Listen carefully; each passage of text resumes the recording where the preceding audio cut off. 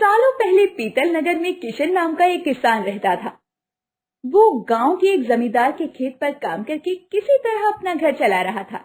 पहले किशन के भी खेत थे, लेकिन उसके पिता के बीमार होने के कारण उसे अपने सारे खेत बेचने पड़े। मजदूरी में मिलने वाले पैसों से पिता का इलाज कराना और घर का खर्च चलाना मुश्किल हो रहा था। वो हर दिन सोचता कि कैसे घर की स्थिति को बेहतर किया जाए। आज भी इसी सोच के साथ किशन सुबह सुबह जमींदार के खेत पर काम करने के लिए निकला। खुदाई करते समय उसकी कुदाल किसी धातु से टकराई और तेज आवाज हुई। किशन के मन में हुआ कि आखिर ऐसा क्या है यहाँ। उसने तुरंत उस हिस्से को खोदा तो वहां से एक बड़ा सा पतीला निकला। पतीला देखकर किशन दुखी हो गया। किशन के मन में हुआ कि ये जेवरात होते तो मेरे घर की हालत थोड़ी सुधर जाती। फिर किशन ने सोचा कि चलो अब खाना ही खा लेता हूँ। किशन ने खाना खाने के लिए अपनी कुदाल उस पतीले में फेंक दी और हाथ मुंह धोकर खाना खाने लगा। खाना खत्म करने के बाद किशन अपनी कुदाल उठाने के लिए उस पतीले के पास पहुंचा। वहां पहुंचते ही किशन हैरान हो गया। उस पतीले के अंदर एक नहीं बल्कि बहुत सारी कुदाल थी। उसे कुछ समझ नहीं आया। तभी उसने अपने पास रखी एक टोकरी को भी उस पतीले में फेंक दिया। वो एक टोकरी भी पतीले के अंदर जाते ही बहुत सारी हो गई। ये सब देखकर किशन खुश हुआ और उस जादुई पतीले को अपने साथ लेकर घर चला आया। वो हर दिन उस बर्तन में अपने कुछ औजार डालता और जब वो बहुत ज्यादा हो जाते तब उन्हें बाजार में जाकर बेच आता।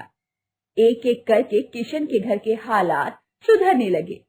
उसने इस तरह से बहुत पैसा कमाया और अपने पिता का इलाज भी करवा लिया। एक दिन किशन ने कुछ गहने खरीदे और उन्हें भी पतीले में डाल दिया। वो गहने भी बहुत सारे बन गए। इस तरह धीरे धीरे किशन अमीर होने लगा और उसने जमींदार के यहाँ मजदूरी करना भी छोड़ दिया। किशन को अमीर होते देखकर जमींदार मोहन को किशन पर शक हुआ। वो सीधे किशन के घर पहुंचा। वहां जाकर उसे जादुई पतीले के बारे में पता चला। उसने किशन से पूछा, तुमने ये पतीला कब और किसके घर से चुराया? साहब, ये पतीला मुझे खेत में खुदाई के समय मिला था। खेत में खुदाई की बात सुनते ही जमींदार ने कहा, ये पतीला जब मेरे खेत से मिला तो ये मेरा हुआ। किशन ने जादुई पतीला ना लेकर जाने की बहुत मिन्नतें की, लेकिन जमींदार मोहन ने उसकी एक न सुनी। वो जबरदस्ती अपने साथ वो जादुई पतीला लेकर चला गया। जमींदार ने भी किशन की ही तरह उसमें सामान डालकर उन्हें बढ़ाना शुरू किया। एक दिन जमींदार ने अपने घर में मौजूद सारे गहने एक एक करके उस पतीले में डाल दिए और रातों रात बहुत अमीर हो गया। एकदम से जमींदार के अमीर होने की खबर पीतल नगर के राजा तक पहुंच गई। पता लगाने पर राजा को भी जादुई पतीले की जानकारी मिली। फिर क्या था, राजा ने तुरंत अपने लोगों को भेजकर जमींदार के यहाँ से वो पतीला राजमहल मंगवा लिया।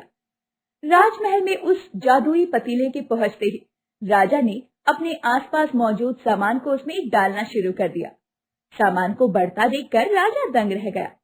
होते होते आखिर में राजा खुद उस पतीले के अंदर चला गया। देखते ही देखते उस पतीले से बहुत सारे राजा निकल आए।